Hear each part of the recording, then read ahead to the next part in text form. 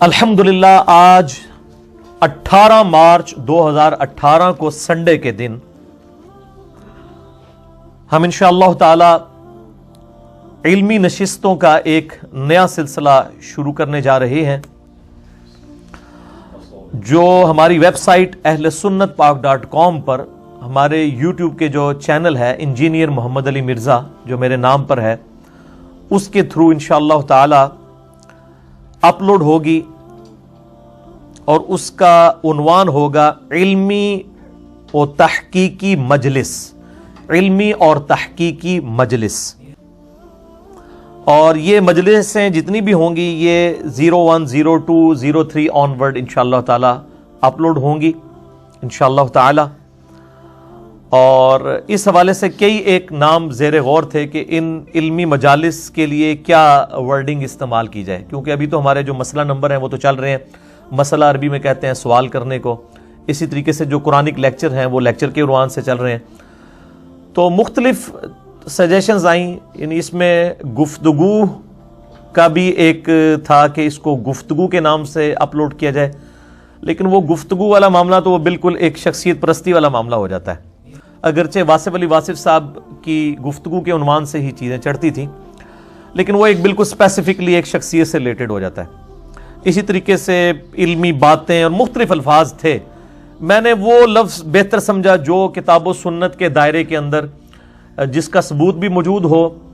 اور وہ most appropriate ہو۔ عربی میں مجلس کا لفظ قرآن حکیم میں بھی استعمال ہوا ہے اور صحیح بخاری اور صحیح مسلم کی احادیث کے اندر امام کائنات سید الاولین والآخرین شفیع المذنبین رحمت للعالمین سیدنا و مولانا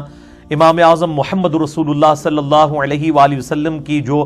مجالس تھی ان کے لیے بھی مجلس کا لفظ الحمدللہ استعمال ہوا ہے۔ تو عربی میں مجلس کہتے ہیں، اردو زبان میں اگر ٹرانسلیٹ کریں تو وہ کہتے ہیں بیٹھک کو، بیٹھنے کو، ایک کامن گیدرنگ کو، کسی یعنی علمی میٹنگ کو، سٹنگ کو، ایسی سیٹنگ جس کے اندر انٹریکشن بھی انوالو ہو۔ یہ سارے الفاظ جو ہیں وہ اردو میں استعمال ہوتے ہیں اور انگلش میں بھی۔ اور یہ انشاءاللہ ہماری جو مجلسیں ہیں وہ 01 علمی و تحقیقی مجلس، 02 علمی و تحقیقی مجلس، 03 علمی و تحقیقی مجلس، اس طریقے سے انشاءاللہ تعالی اپلوڈ ہوں گی۔ اور یہ لفظ میں نے جو قرآن حکیم سے ڈیڈکٹ کیا ہے اس کا ریفرنس بھی دے دیتا ہوں، سورۃ المجادلہ پارہ نمبر 28 کی پہلی سورت ہے، اس کی آیت نمبر ہے 11۔ اعوذ باللہ من الشیطان الرجیم، بسم اللہ الرحمن الرحیم۔ یا ایھا الذین آمنوا اذا قیل لکم تفسحوا فی المجالس، اے ایمان والو جب تمہیں یہ کہا جائے نبی صلی اللہ علیہ وآلہ وسلم کی طرف سے کہ اپنی مجلس میں کشادگی اختیار کرو، یعنی آپ علیہ السلام کی مجلس میں جب باہر سے لوگ بعد میں شریک ہوتے تھے تو اس کے لیے پھر باقی آنے والے لوگوں کے لیے جگہ بھی خالی کرنی ہوتی تھی کہ کشادگی پیدا کی جائے اس کے لیے، یعنی باقی لوگ جو ہیں وہ سمٹ کے اکٹھے بیٹھیں۔ تو جب تمہیں اس چیز کا حکم دیا جائے مجالس میں، فَافْسَحُوا يَفْسَحِ اللَّهُ لَكُمْ، تو اس وقت کشادگی اختیار کیا کرو، یعنی سمٹ کے بیٹھو اور باقی لوگوں کے لیے جگہ چھوڑ دو، اللہ بھی تمہیں کشادگی دے گا۔ وَإِذَا قِيلَ الشُّذُوا فَانشُزُوا، اور جب یہ حکم دیا جائے کہ اٹھ کھڑے ہو، اب مجلس جو ہے وہ برخاست کی جاتی ہے، یہ مجلس اینڈ کی جاتی ہے، تو پھر یہ نہ کیا جائے کہ سرکار ساڑھا تھوڑے دیر سوال سن لو، نہیں، ذرا پھر وہ ڈیکورم اس طریقے سے چل نہیں سکتا، کیونکہ ایک شیڈیولڈ لائف ہوتی ہے نا۔ تو میں بھی ادھر لوگوں سے پھر ریکویسٹ کرتا ہوں کہ جب آپ سوال جواب کی، جب تک میں بیٹھا ہوں اس وقت تو ٹھیک ہے، جب میں اٹھ جاتا ہوں پھر آپ، یعنی میں جوتیاں پہننے گیا ہوں وہاں بھی آدھا گھنٹہ مجھے سوالوں کے جواب دینے پڑے، تو یہ پھر جو ہے نا وہ اخلاقی طور پہ درست بات نہیں ہے۔ تو یہ قرآن پاک میں آ گیا کہ جب کہا جائے کہ مجلس برخاست تو فوراً اٹھ جائے کرو۔ یرفع اللہ الذین آمنوا منکم، اللہ تعالیٰ بلند کرے گا تم میں سے جو لوگ ایمان لائے، والذین اوتوا العلم درجات، اور وہ لوگ جو علم والے ہیں ان کے درجات کو اللہ تعالیٰ بلند کرے گا، یعنی اس چیز کی برکت سے کہ مجلس کے وہ ڈیکورم کا خیال رکھیں۔ واللہ بما تعملون خبیر، اور اللہ تعالیٰ تمہارے کاموں سے خبردار ہے، اسے پتہ ہے جو کچھ تم اعمال کر رہے ہو۔ اس کے علاوہ صحیح بخاری اور صحیح مسلم میں درجنوں احادیث موجود ہیں نبی علیہ السلام کی مجالس کے حوالے سے۔ اب یہ ایک المیہ ہے کہ یہ پھر وہ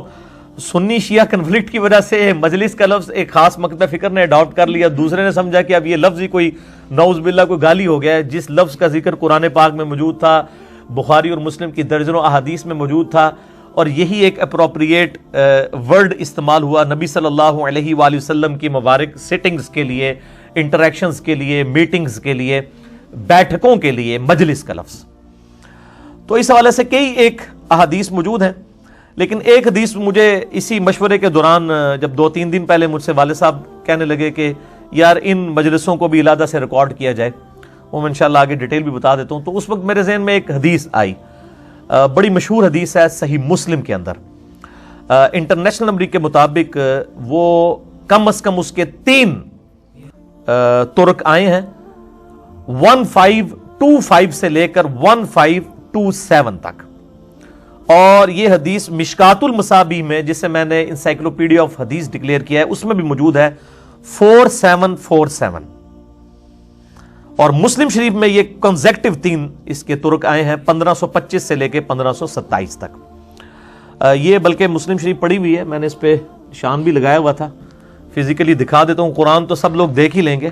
لیکن مسلم شریف تو کسی کسی کے پاس ہوگی، تو یہ جو اوریجنل اس کی انٹرنیشنل نمبر کے مطابق ہے، یہ 1525 تو کنٹینیوس نمبر ہے، انٹرنیشنل جو اسلام 360 میں بھی چل رہا ہے، اب ٹھیک ہو چکا ہے اس میں، اور دوسرا جو ڈسکنٹینیوس نمبر ہے بٹوں والا وہ ہے 670-286 فواد عبد الباقی والا، لیکن وہ کنٹینیوس نہیں ہے، بل یہ دونوں میں دکھا دیتا ہوں، اس میں دونوں کی نمبرنگ ہے، دارالاسلام والوں کی جو صحیح مسلم ہے، یہ ذرا ان کو دکھا دینی، صحیح مسلم شریف میں تھوڑا قریب کر دیتا ہوں تاکہ الفاظ بھی پڑھے جائیں۔ یہ صحیح مسلم انٹرنیشنل نمبر کے مطابق عربک لینگویج میں دارالاسلام جو دنیا میں سب سے بڑا ادارہ ہے اور احادیث کی پبلیکیشن کے پوائنٹ آف ویو سے یہ ان کا ہے، اور اس میں یہ والی حدیث جو میں بیان کرنا چاہ رہا تھا صحیح مسلم میں بھی موجود ہے، یہ حدیث جامعہ ترمذی میں بھی موجود ہے اور مشکات المصابیح میں بھی موجود ہے۔ یہ مسلم شریف کی حدیث دکھا دیں، اس کے انٹرنیشنل نمبر بھی اس میں ڈسپلے ہو رہے ہیں، انٹرنیشنل نمبر کے مطابق 1525 سے لے کر 1527 تک 3 کنزیکٹیو اس کے طرق آئے ہیں، ایک اور طریق بھی اس کا آگے چل کے آتا ہے ذکر والے چیپٹر کے اندر، وہ 6000 پلس اس کا نمبر ہے، لیکن یہاں سے میں نے دکھا دیا، یہ کافی ہے۔ اس میں سیدنا سماک تابعی ہیں، سماک ابن حرب رحمہ اللہ تعالی، وہ ایک صحابی ہیں سیدنا جابر بن سمورہ، لفظ ہم سمرہ بولتے ہیں لیکن یہ لفظ سمورہ ہے، میم کے اوپر پیش ہے، جابر بن سمورہ رضی اللہ تعالیٰ عنہ سے وہ سماک بن حرب تابعی پوچھتے ہیں کہ کیا آپ رضی اللہ تعالیٰ عنہ نے نبی علیہ السلام کی مجالس اٹینڈ کی ہیں؟ تو انہوں نے کہا ہاں، میں نے آپ صلی اللہ علیہ وآلہ وسلم کی بے شمار مجالس اٹینڈ کی ہیں، اور یہی حدیث جب جامعہ ترمذی میں اس کا طریق آتا ہے انٹرنیشنل نمبر کے مطابق 2850، اس میں آگے الفاظ ہیں، وہ کہتے ہیں 100 سے زیادہ مجلسیں میں نے نبی صلی اللہ علیہ وآلہ وسلم کی اٹینڈ کی ہیں۔ پھر آگے مسلم شریف کی حدیث چلتی ہے کہ وہ جابر بن سمرہ رضی اللہ تعالیٰ عنہ کہتے ہیں کہ نبی صلی اللہ علیہ وآلہ وسلم کی جو مجالس ہوا کرتی تھیں وہ یوں تھی کہ آپ صلی اللہ علیہ وآلہ وسلم فجر کی نماز پڑھانے کے بعد اپنے مصلے پر بیٹھے رہتے تھے حتیٰ کہ سورج انتہائی بلند ہو جاتا، یعنی آج کے اعتبار سے اگر آپ وہ کیلکولیشن کریں وہ 1.5 سے 2 گھنٹے بنتے ہیں، کیونکہ آپ صلی اللہ علیہ وآلہ وسلم بخاری مسلم میں آتا ہے کہ فجر کا وقت داخل ہوتے ہی فجر کی نماز ارلی ٹائم کے اندر پڑھ لیا کرتے تھے، تو 1.5 سے 2 گھنٹے یہ بنتے ہیں کہ آپ صلی اللہ علیہ وآلہ وسلم مسجد میں بیٹھے رہتے اپنے مصلے پر، اور صحابہ کرام کہتے ہیں اس مجلس میں یہ ہوتا تھا کہ ہم لوگ اپنے زمانہ جاہلیت کے واقعات کو یاد کیا کرتے تھے، اور ترمذی میں الفاظ ہیں کہ پھر شعر و شاعری بھی ہم ایک دوسرے کو اشعار بھی سنایا کرتے تھے، اور مسلم شریف میں کہ ہم ان زمانہ جاہلیت کے واقعات کو یاد کرتے تھے کہ ہم کتنے گمراہ تھے اس زمانے میں، اللہ نے ہم میں یہ پیغمبر مبعوث کیے، اللہ نے ہمیں ہدایت دی، کتنے الٹے سیدھے ہم کام کیا کرتے تھے۔ جیسے یہاں پہ بھی جب سب کانٹینٹ میں لوگوں کو ہدایت ملتی ہے تو وہ کہتا ہے میں تو فلانے دربار تے روزانہ جناب حاضری نہیں سا جو تک دینا، میں جانا ہی نہیں تھا آگے کدھر، فلاں دربار پہ جب تک میں حاضر نہیں ہوتا تھا تو میں تو کام پہ نہیں جاتا تھا۔ تو اس طرح ہم بھی جس طرح اپنے روتے ہیں، ان چیزوں کو یاد کرتے ہیں، صحابہ کرام بھی ان چیزوں کو یاد کیا کرتے تھے۔ اور جابر بن سمرہ رضی اللہ تعالیٰ عنہ کہتے ہیں کہ اس دوران ہم یعنی یہ واقعات جب ڈسکس کرتے تھے تو خوب ہم ہنستے تھے، یعنی اپنے جاہلیت کے کاموں کے اوپر کہ جو ہم کرتے رہے اس کے اوپر خوب ایک دوسرے کا یعنی مذاق بھی اڑایا کرتے تھے اور ہنسا کرتے تھے، اور نبی صلی اللہ علیہ وآلہ وسلم بھی ہمارے ساتھ مسکرایا کرتے تھے ان ساری باتوں کو سن کے۔ تو یہ یعنی آپ صلی اللہ علیہ وآلہ وسلم کی مجلس ہوا کرتی تھی، اس کے لیے بھی مجلس کے لفظ استعمال ہوئے ہیں، اور یہ ڈیلی کی آپ کی مجلس ہوا کرتی تھی، یعنی فجر کی نماز پڑھانے سے لے کر خوب سورج بلند ہونے تک، الحمدللہ۔ اس مسلم شریف کے حدیث کے اندر یہ موجود نہیں ہے کہ آپ علیہ السلام اشراق کی نماز پڑھ کے آیا کرتے تھے، تو اس سے لگتا یہی ہے کہ آپ اشراق کے نوافل بھی گھر ہی جا کر ادا کیا کرتے تھے۔ وہ جو ترمذی میں روایت ہے کہ ایک حج اور ایک عمرے کا ثواب ہے، وہ اصول محدثین کے اوپر روایت کمزور ہے۔ بہرحال سنت ہے اتنی دیر تک مسجد کے اندر بیٹھنا۔ نفلی نماز صحیح مسلم میں حدیث ہے، فرض کے بعد سب سے افضل نماز مرد کے لیے وہ نماز ہے جو وہ گھر میں ادا کرتا ہے۔ تو بہرحال یہ یعنی آپ صلی اللہ علیہ وآلہ وسلم کی مبارک مجلس کا ذکر، اور اس پہ مجھے وہ ایک نعتیہ شعر بھی یاد آ گیا، جس وقت تھے خدمت میں ان کی ابو بکر و عمر عثمان و علی رضی اللہ عنہم اجمعین وعلیہم السلام، اس وقت سرور عالم کی مجلس کا عالم کیا ہوگا۔ یعنی آپ علیہ السلام کی وہ مبارک مجلس جس میں آپ صلی اللہ علیہ وآلہ وسلم ایک مہمان خصوصی کے طور پر اور آپ کے اصحاب آپ کے ارد گرد جمع تھے،